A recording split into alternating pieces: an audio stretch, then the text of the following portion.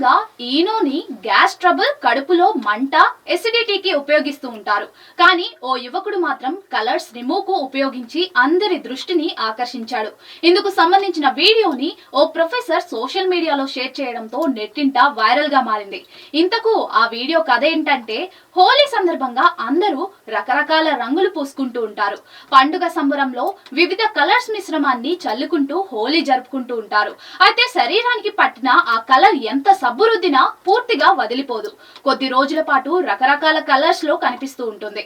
అయితే ఓ యువకుడు చేసిన ప్రయోగంతో హోలీ కలర్స్ చిటికలో మటుమాయమయ్యాయి. దీనికి సంబంధించిన వీడియోని మాస్టర్ జీ యూపీ వాలే అనే ప్రొఫెసర్ తన ట్విట్టర్ ఖాతాలో పోస్ట్ చేయడంతో దానికి 1.4 మిలియన్స్ వ్యూస్ వచ్చి వైరల్ గా మారింది. ఆ వీడియోలో ఉన్న దాని ప్రకారం హోలీ ఆడిన యువకుడు ముందుగా అరచేతిలో కొంచెం షాంపూ, కొద్దిగా నిమ్మరసం, వాటిల్లోకి కొంచెం ఈనో పౌడర్ పోసి బాగా కలిపి చేతులకు రాసుకున్నాడు. అంతే, కలర్స్ కు ముందు అతడి చేయి ఎంత స్పష్టంగా ఉందో ఈనో మిశ్రమంతో శుభ్రం చేసుకున్నాక అంతే నీటిగా కనిపించాయి.